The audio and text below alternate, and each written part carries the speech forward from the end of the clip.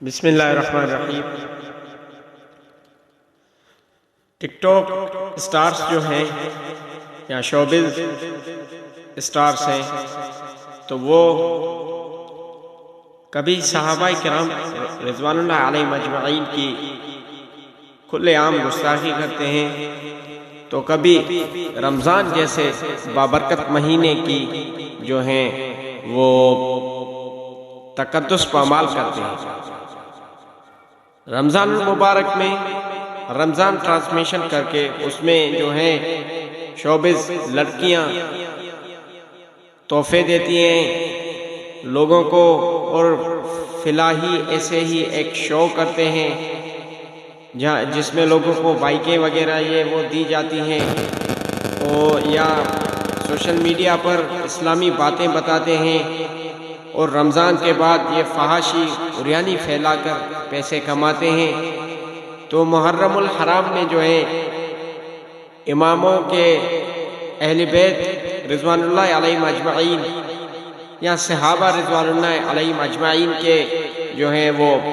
باتیں کہانیاں قصے سنا کر پیسے کماتے ہیں۔ تو میں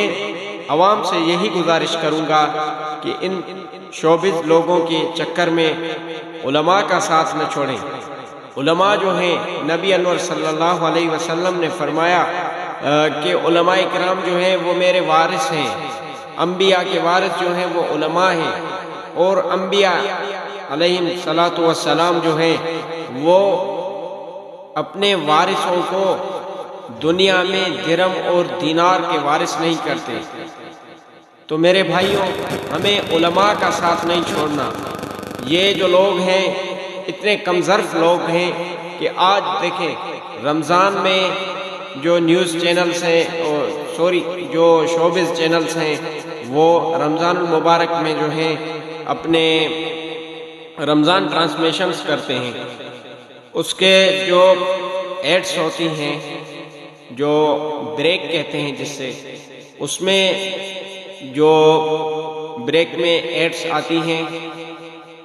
کسی بھی چیز کی ایڈز ہو، شیمپو، صابن یا کسی فاسٹ فوڈ والے کی، تو اس میں لڑکیاں ہی کام کرتی ہیں۔ تو میرے بھائیوں، خدا را میں آپ لوگوں سے یہ گزارش کروں گا کہ رمضان ٹرانسمیشن میں آپ ان کے رمضان ٹرانسمیشن آن لائن نہ دیکھیں اور علماء کا ساتھ دیں۔ علماء سے جو آپ کا مسئلہ ہو وہ آپ علماء سے پوچھیں، یا میری آئی ڈی پر آپ آ کر میرے کمنٹ سیکشن میں آپ وہ مسئلہ لکھیں، انشاءاللہ